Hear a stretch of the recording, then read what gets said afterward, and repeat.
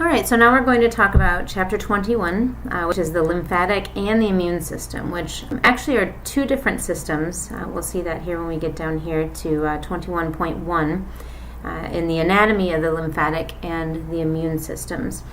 So it even mentions here the immune system, right here, is the complex collection of cells and organs that destroys or neutralizes pathogens that would otherwise cause disease or death. So the immune system is actually made up of these cells and various organs that are going to destroy and neutralize pathogens. Whereas the lymphatic system is the system of vessels, cells, and organs that carries excess fluids to the bloodstream and filters pathogens from the blood. So the two, as mentioned in the sentence in between, the lymphatic system for most people is associated with the immune system to such a degree that the two systems are virtually indistinguishable. So the immune system and the lymphatic system are actually two separate systems, but we do look at them together because they work very, very close together. We're going to take a look at the functions of the lymphatic system, which are slightly different than the functions of the immune system as a whole, and then we will take a look at both of them. So when we look at the functions of the lymphatic system, the main function is to drain body fluids and return them to the bloodstream. So we have blood pressure pushing out water in the capillaries, right? So we're at the capillary level in the circulatory system, and we have water being pushed out via the blood pressure. And this blood pressure can cause leakage of fluid from the capillaries, and then that results in accumulation of fluid in the interstitial spaces. So remember, that's the spaces between the cells in the tissue. So when we're talking about water flow, we're talking about it from the capillaries getting into the tissues. It's because of the blood pressure, it's being pushed into the tissues. Now, if we remember back to the cardiovascular system, if we have too much fluid in the tissues, we have edema, we have swelling. So we want to get that fluid out of the tissues when it's not needed in the tissues and back into the bloodstream. And we do that via the lymphatic system. So the first function of the lymphatic system is that it's going to collect this excess fluid that has been pushed out. So we have about 20 liters of plasma is released into that interstitial space of the tissues each day. But then what we really do here is that 17 liters is reabsorbed directly by the blood vessels, and then we have this remaining 3 liters that the lymph picks up the slack on. So the lymph is going to take that remaining 3 liters and get it back into the bloodstream. But what it's going to do is it's going to also filter that before it puts it back into the bloodstream. So lymph is the term used to describe interstitial fluid once it has entered the lymphatic system.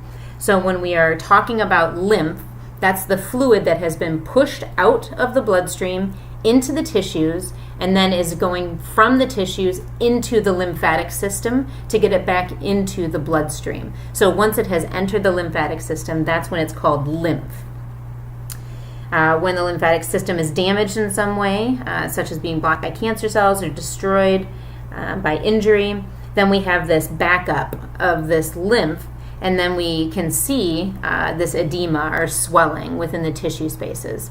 And so actually in this case, when we have a serious issue that's backing up the lymph and we have this accumulation, it's called lymphedema, which is the edema. You can see the edema part, which is the swelling part, and it's swelling due to the fact that the lymphatic system has issues, so it's lymphedema. All right, so then the second function, so the first function is to get fluids back into our bloodstream, get that excess fluid back into the bloodstream. The second function here is this immune system function. So it's part of the immune system. It works with the immune system, and it's going to filter debris and microorganisms, cancer cells, other bacteria, viruses, things like that. So it's going to go through and filter that from that lymph tissue fluid. So the fluid that's gone into the lymph is going to have those things, and it's going to filter that. Also, we have our macrophages and lymphocytes are going to assist in that. So we have our lymphatic vessels that are going to assist with that, which we'll take a look at in a moment. And then we have white blood cells that are in the lymph as well that are going to destroy these things and work with the immune system. The third function of our lymphatic system is that it is going to transport dietary lipids and fat-soluble vitamins that are absorbed in the gut. So the lymphatic system happens to have these really great flaps that we're going to look at that allow things to get into the lymphatic system a little bit easier in some situations than in the capillaries, like the continuous capillaries that we looked at that don't have very big holes, for example. And so the lymph is going to assist in transporting our large things like dietary lipids and large fat-soluble vitamins, bring them up through our body, get them into the bloodstream so that they can move to where they need to. So the three functions, we have collecting fluid from the tissues and returning it into circulation. We have that it is part of the immune system. It's going to assist in getting this debris and bacteria and viruses and things and take care of that, get them out of the system before it drains back into the bloodstream. Otherwise, we would get some blood infections.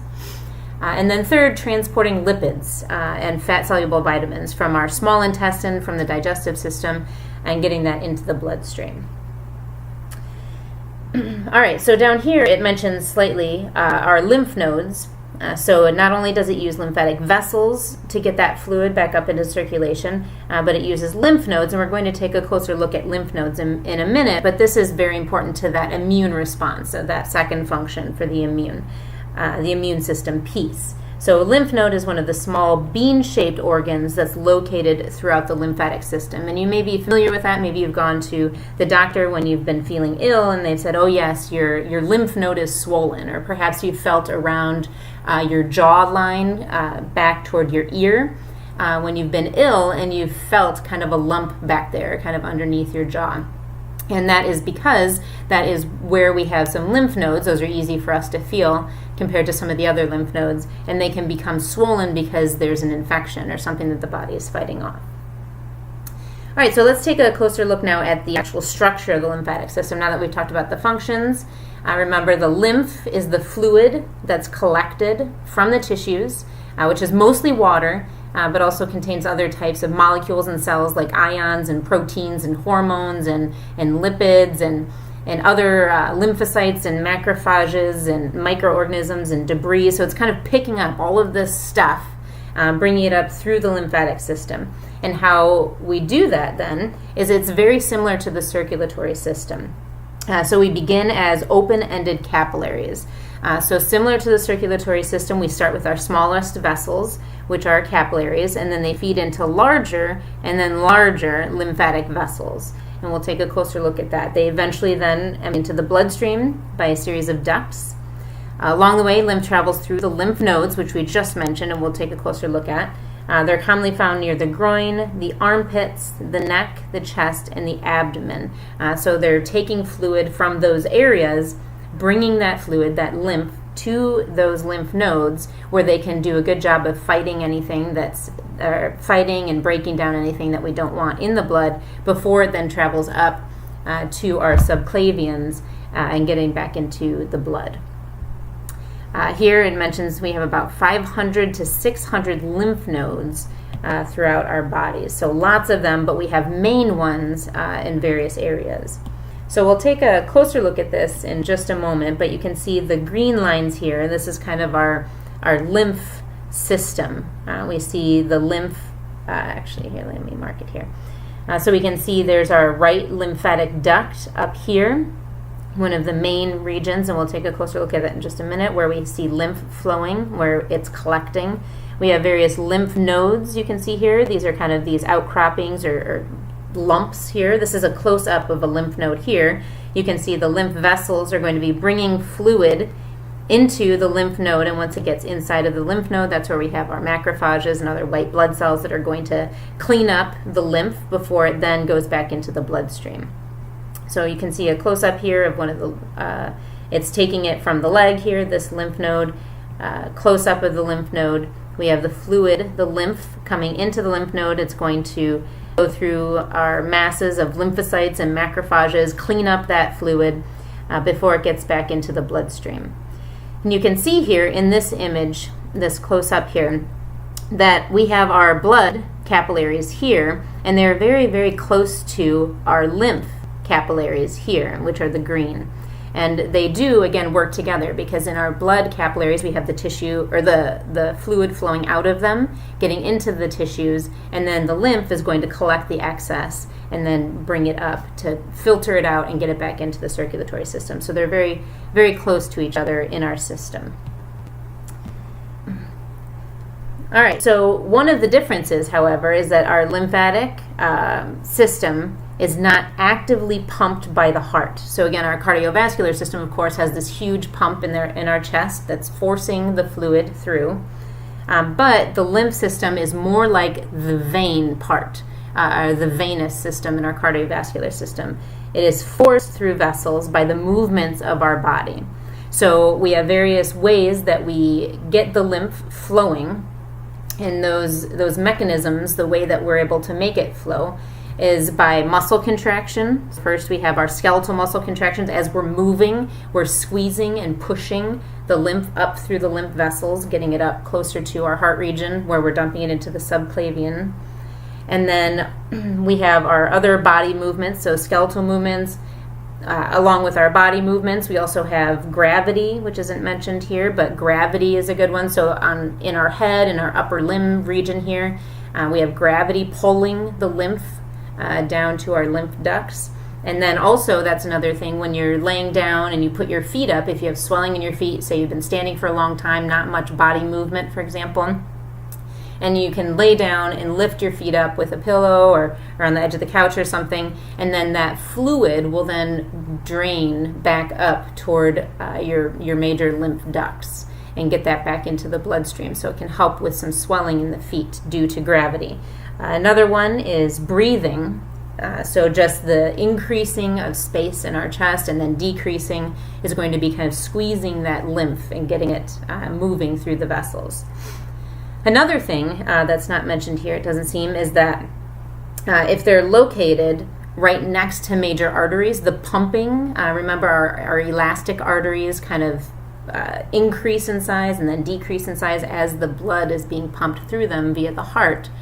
That can also squeeze lymph vessels and then release lymph vessels, and squeeze them and release them, and that also helps to move the lymph. And then lastly, one of the major differences between the lymphatic system and the arterial portion of the cardiovascular system is that it has valves, which is similar to the venous portion of our cardiovascular system. So they have one-way valves similar to the one-way valves in the venous system. So they have semilunar valves, and then in the lymphatic vessels, it keeps the lymph moving toward the heart. So again, like the veins, it's going to collect the lymph as it flows down via gravity. And then as we have more body movement, skeletal muscle movement, things like that, it's going to squish it, force those valves open, pushing the lymph up toward the heart. And then as that pushing stops, then it'll relax, close the valves, and then do that over and over again. So lymph flows from our lymphatic capillaries, those are the smallest vessels, our lymphatic capillaries, through our lymphatic vessels, which are also called collecting vessels.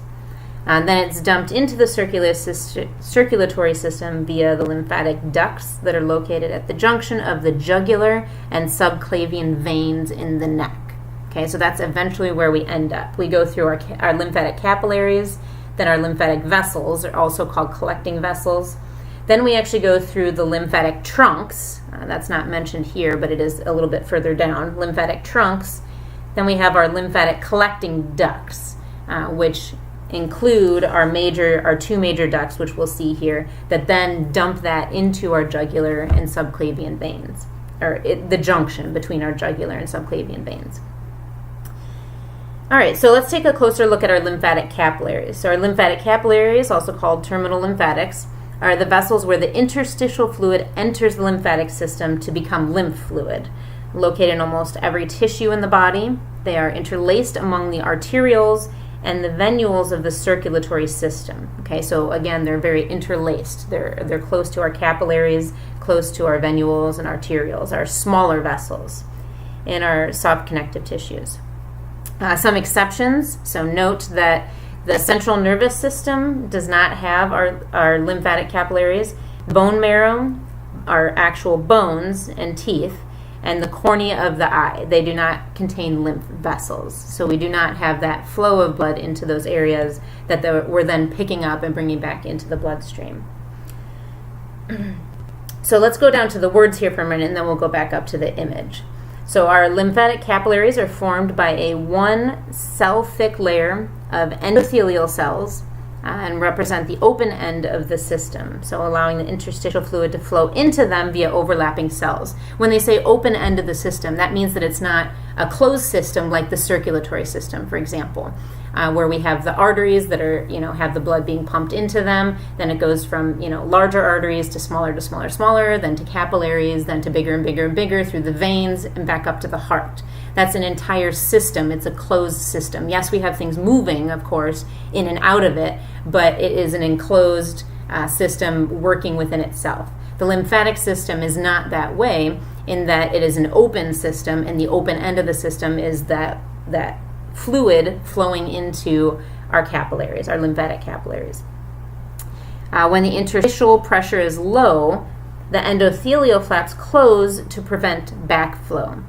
So what we see here that's different from the capillaries in the cardiovascular system, remember in the cardiovascular system we had some little intercellular clefts that allowed fluid movement. We also saw some fenestrated capillaries that had some smaller holes, but some holes to allow movement. And then our sinusoid capillaries, which were rare, but also allowed fluid movement.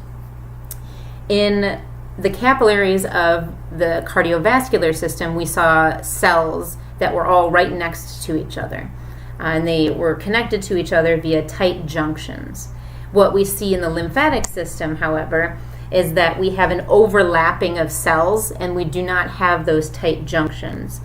So if we look at the image here, you can see here it mentions endothelial flaps. And so we have, these are individual cells, the green cells here, and then they actually overlap each other kind of toward the inside here. So this one would be like this, and this one is like this. And then we have our fluid pushing, because we have a lot of fluid in the tissues because it's come out of the bloodstream, pushing on these flaps, forcing them open so that the fluid can then get into the lymphatic system, into these ducts, or not the ducts at this point, into the capillaries, sorry. So we have this overlapping in this case rather than tight junctions between them with holes that are allowing movement of things. So we see this based on our blood pressure, for example, because our blood pressure is going to force more fluid into the tissues, and then when we have more fluid in the tissues, we have an increase in interstitial pressure in the tissues, and then that's going to force the fluid now into the lymphatic system. Okay. So as the interstitial pressure increases, we see that movement in there. Also, we have some collagen filaments that anchor the capillaries to the surrounding structures, and those are also attached to those endothelial cells and can be pushed open by pressure. So as that pressure increases, we can pull on those cell flaps, opening them up to allow the fluid to enter. It does mention here in the small intestine there are lymphatic capillaries. They're called lacteals, and we'll look at those a little bit more when we get to the digestive system. But this part here they're mentioning in the small intestine. Remember, one of the functions of the lymph system is to help us carry these triglycerides, these large fats and fat-soluble vitamins. So we do see in the small intestine these triglycerides, these fats, other lipids, proteins, and things enter these lacteals, which are the lymph capillaries in the small intestine region. And then it forms this fluid, because it has a lymph fat in it, called chyle. And then that's going to travel through the lymph system and then get up into the blood system. So we do see that in the digestive system region, where we have these capillaries that are going to be opened up and large molecules are going to enter. All right, so then we have our larger lymphatic vessels. So we started with our lymph capillaries, and then we have our larger lymphatic vessels. So we're going to move from our lymphatic capillaries to our lymphatic vessels. So these are a little bit larger, similar to like venules or arterioles, a little bit larger than the capillaries. They're similar to veins in terms of their three tunic structure and the presence of valves. So this is where we're going to start to see in our lymphatic vessels or collecting vessels, is where we're going to see the same structure as we saw in the veins, in that we have our tunica interna, or intima. We have our tunica media, and then we have our tunica externa. And then, just like in veins, we have our valves. Okay, so we do see the same structure, and it is similar as it is in the valves, or in the veins, where we have that endothelial layer, we have the little muscular layer, and then we have our areolar connective tissue kind of holding it to the rest of the body.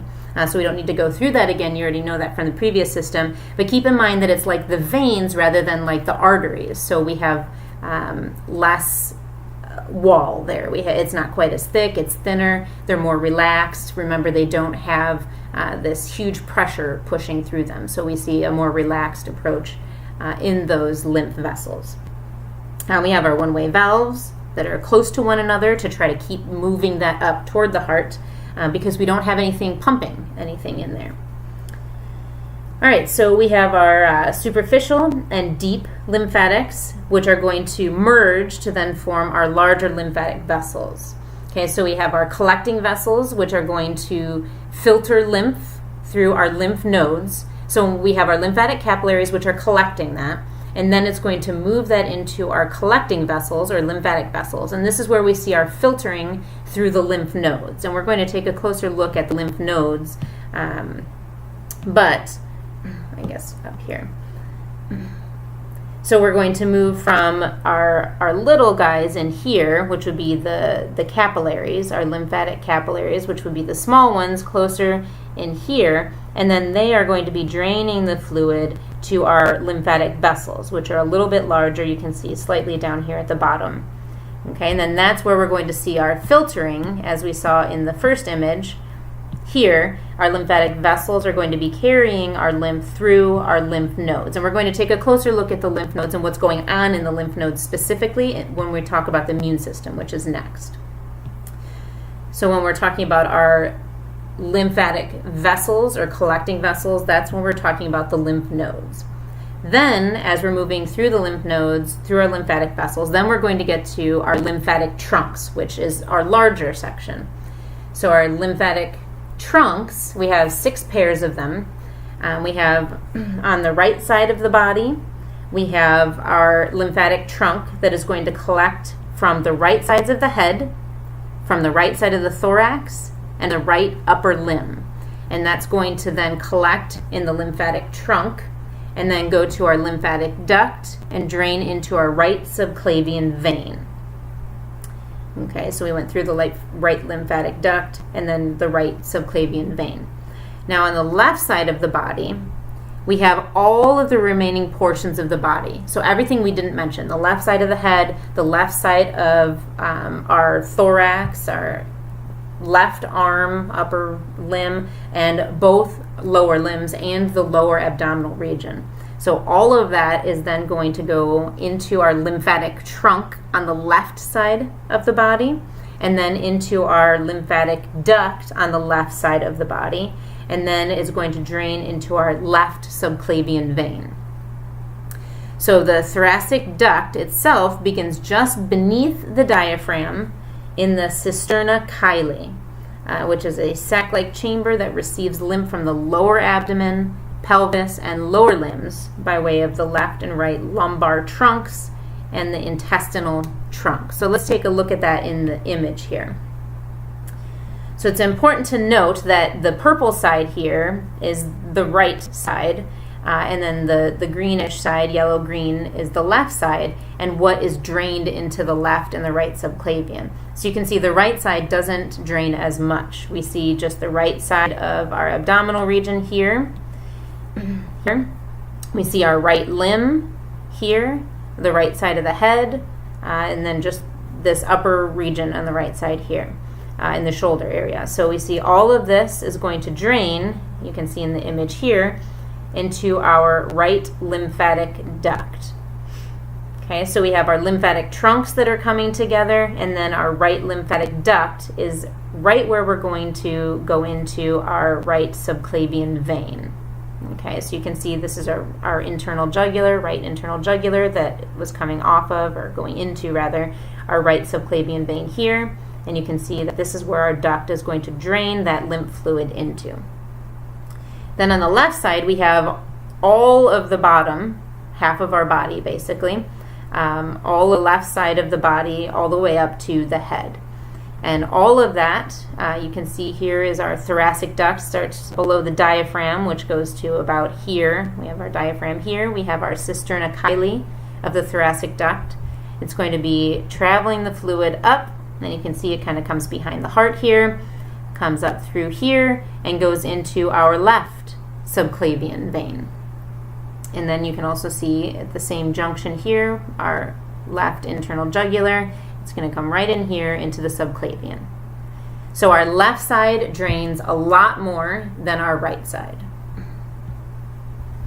Okay. And that's what they're mentioning here. So the overall drainage is asymmetrical.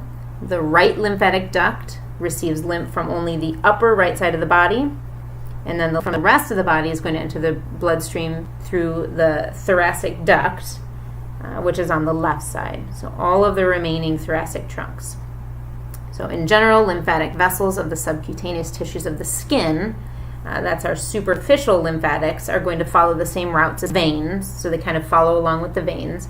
And then our deep lymphatic vessels are going to follow paths of the arteries. So again, our lymphatic system is closely tied to our cardiovascular system, and then it's utilizing many times in the deep lymphatic vessels, using the pumping of our heart to kind of help pump the lymph.